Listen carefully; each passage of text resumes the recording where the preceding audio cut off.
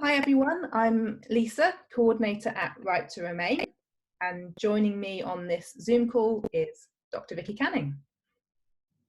Hi, I'm Vicky Canning. I'm a senior lecturer in criminology, and with Lisa and the crew at Right to Remain, we put together the Right to Remain Asylum Navigation Board. So what we're going to do today is just have a bit of a chat about what the point of the navigation board was, what we can do with it now that Right to Remain have put it online, and Lisa can talk an awful lot more about that because they're the geniuses behind the online shift. But what we thought would be good was just to actually highlight where the idea came from. So in 2018, Lisa and I had been having a discussion about the serious gaps in both like knowledge of the asylum system, but also around the increasing gap in legal aid. And we know that you can't give legal advice. So this is one of the key things. The other things we do know about the asylum system is that if people are not aware of how the asylum system works when they go into it, they are less likely to be able to work through into a successful claim.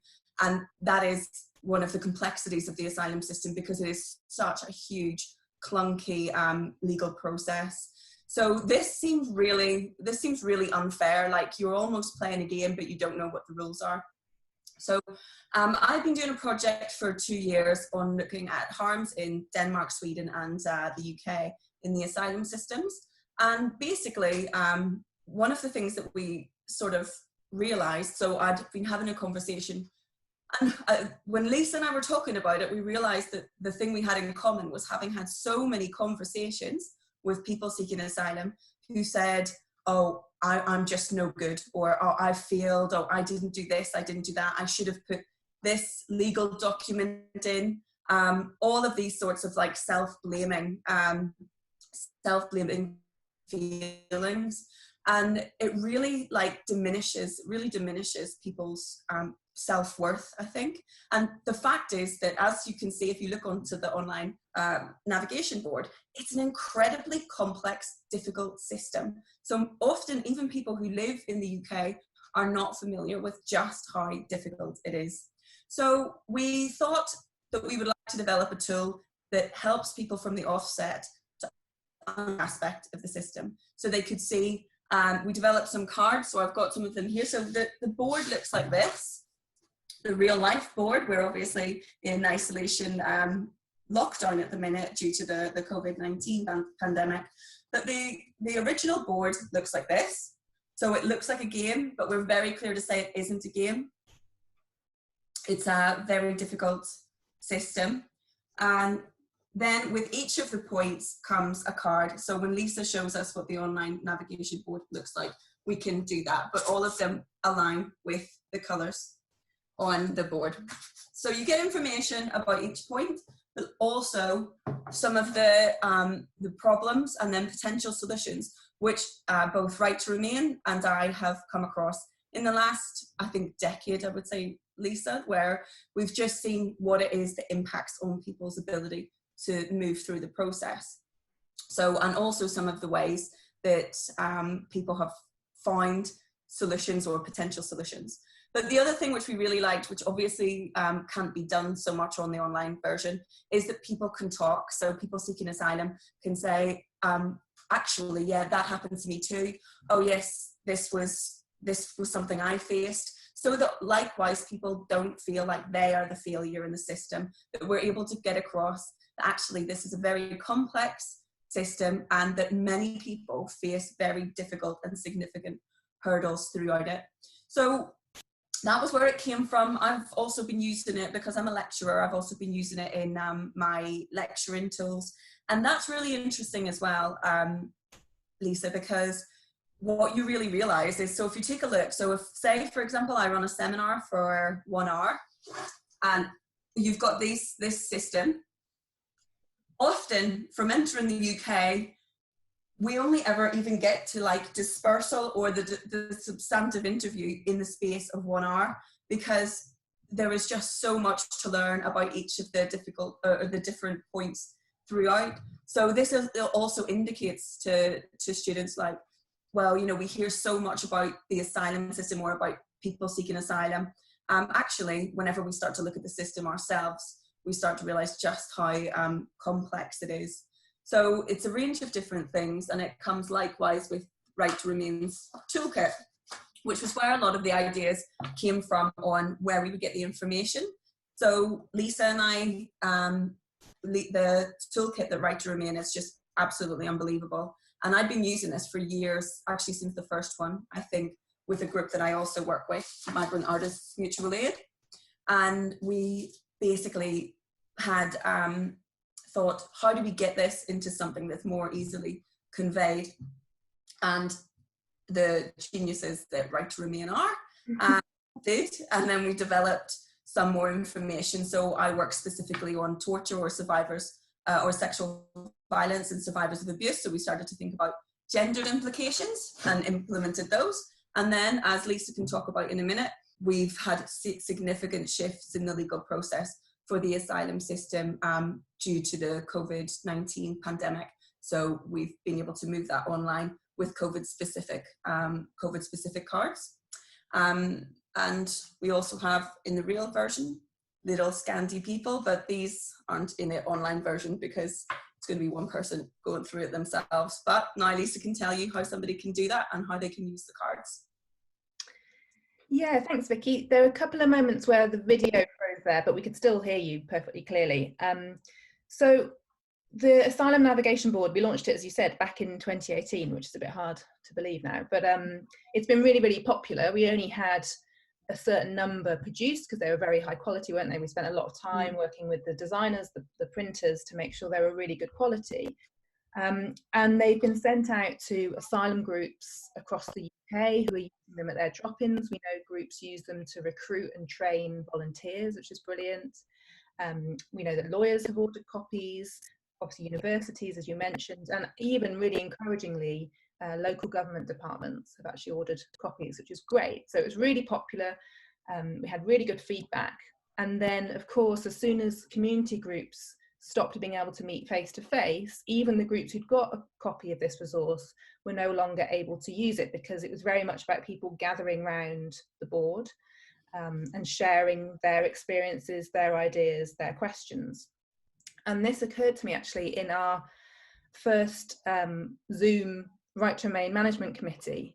Our committee members are based all over Britain, so actually it was really good to be able to do it by Zoom. And one of the committee members was talking about how she was trying to think about adapting group activities that they normally do face to face, how they could do them online. And this is a group that have been using the navigation board lots. So that made me start thinking, well, we need to be able to make this available in some way online.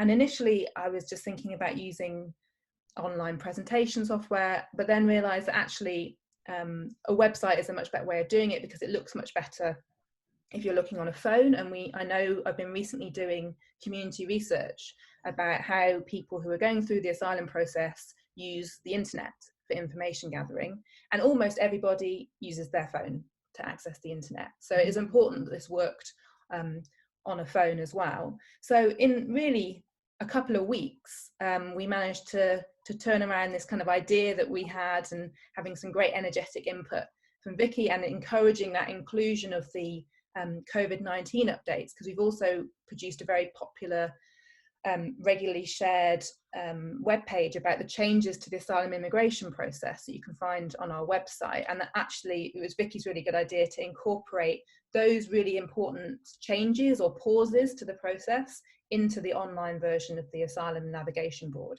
So the online version of the board was developed as a result, in kind of response to the COVID-19 crisis, because we knew that groups weren't able to meet face to face, but it also in its content responds to the crisis as well.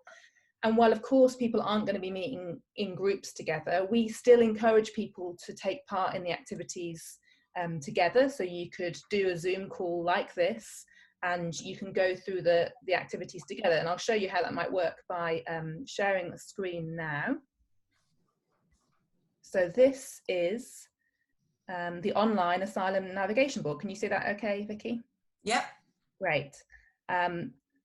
So we've got an image of the beautiful board, and I think it's important just to note that the image in the middle is the image on our toolkit as well. It's a beautiful image of the maze, the right to remain, yeah, that's it.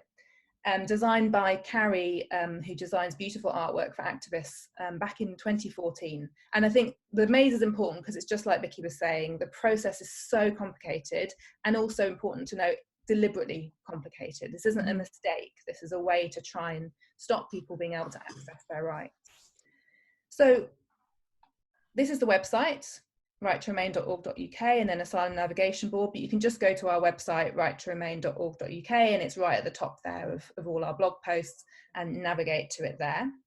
So we have a kind of homepage just explaining why we've come up with this and what the original board was all about. And then, and as we say, we encourage people to do this activity with a friend, and let's have a look at how this works. So the first stage that comes up is Enter the UK. As Vicky was saying, all the cards are colour-coded to the stage on the board, and here we've also got the stage highlighted. And so for each stage on the board, and there's 9, you get an information card, which is based on information from the Right to Remain toolkit, but quite simplified, which I think is good. Links to sections of the toolkit for people who do want more information. And I think the really important bit about this resource, the kind of interactive bit, are the problem cards. So people face lots of problems going through the asylum process, and we have included common problems that we hear from people, that people have shared with us, that you might face at that particular stage. So you can read the problem card. So if this, for example, says you enter the UK using a false passport, which is a passport in a name other than your own, the Home Office prosecute you for this, which is a criminal offence. And our suggestion for doing this activity is that with a friend, with someone you know, you discuss this problem. Have you heard about this happening? Do you know what this means? And then before doing anything else, think about, what would you think could be an action for this? If you were in this situation, or you knew someone in this situation, what could you do to be in a better situation? And I think it's important that we didn't call the reverse of the card. So in the real life version, you've got the problem on one side, and on the reverse, you get an action.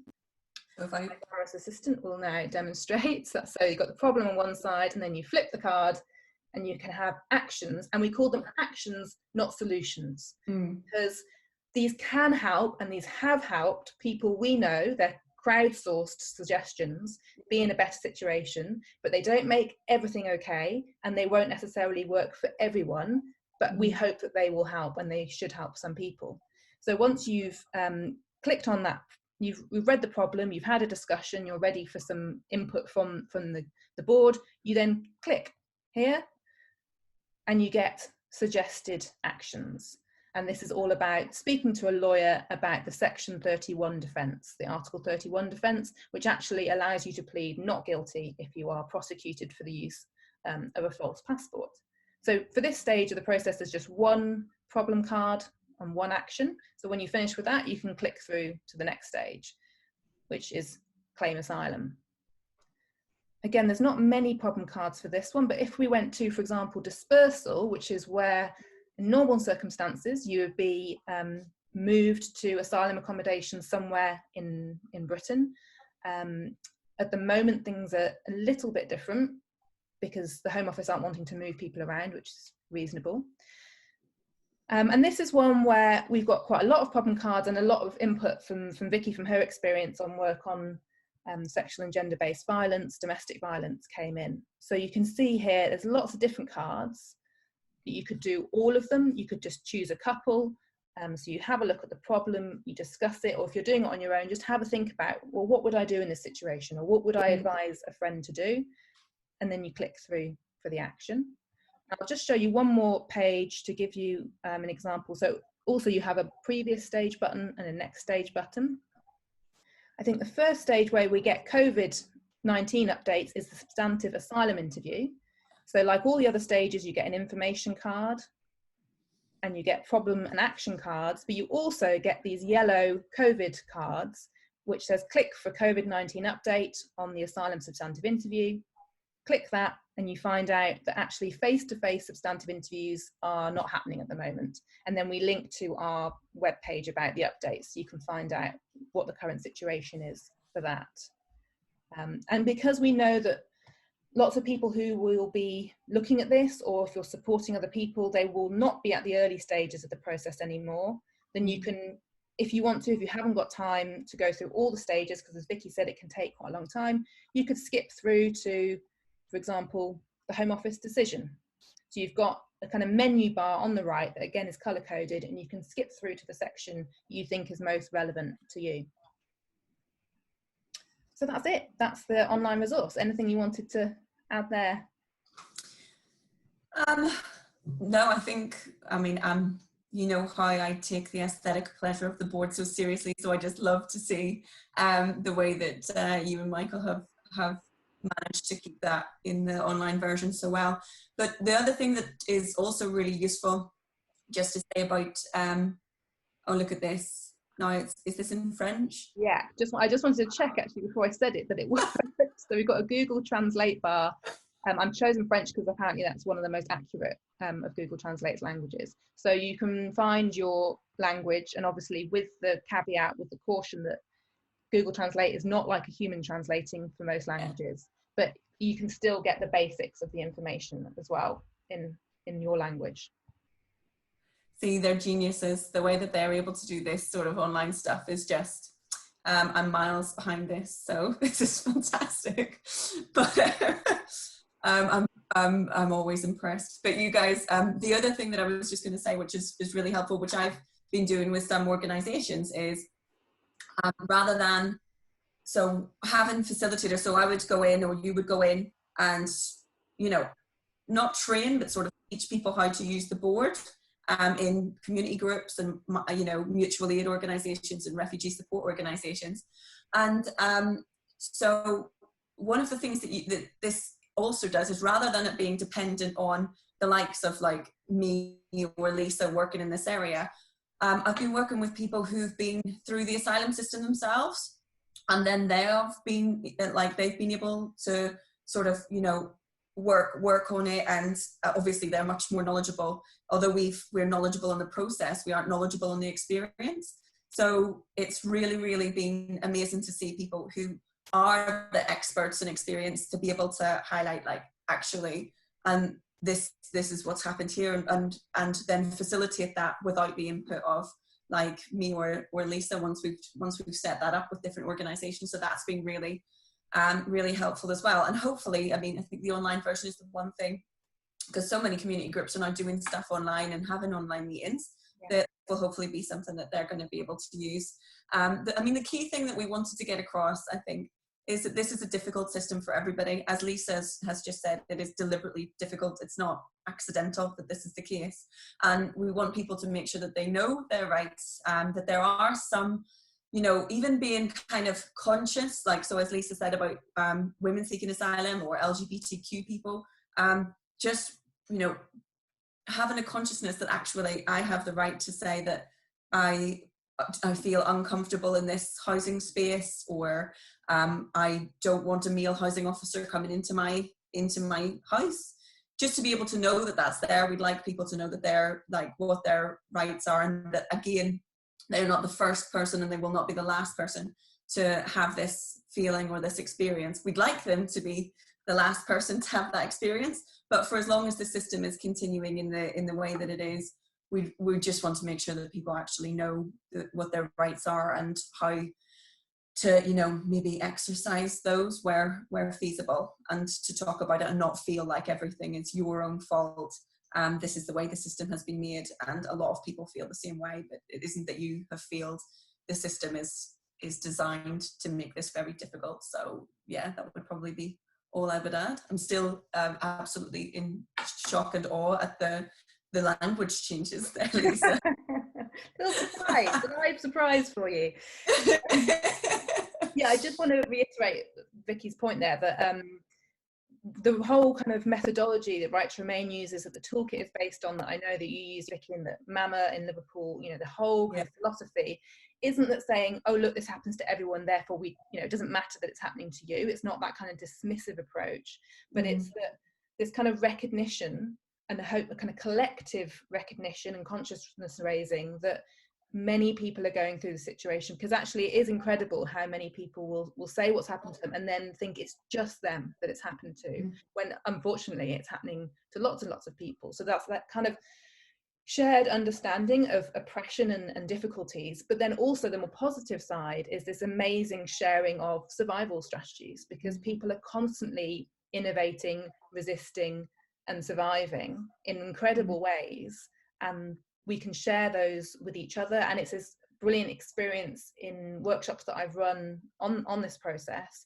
where you have a mixed group of people who are going through the asylum process at the moment, maybe some people who have refugee status, kind of caseworkers, volunteers, and it's a kind of almost an equalizing opportunity for people who are going through that process to be able to say, well, actually, I'm an expert in this. I can tell you what's happened to me, and I have something really important to contribute in sharing my knowledge and my experience. And then when other people can say, oh yes, that also happened to me, or oh, that didn't happen to me, I did this, it is this incredible kind of bonding, of forming of cooperative relationships. And we call it building sustainable communities of knowledge, so that this kind of individual sharing has also a bigger purpose, so that more people can learn, more people can help each other, and so that we're providing the evidence bearing witness to the problems there are and how things need to change.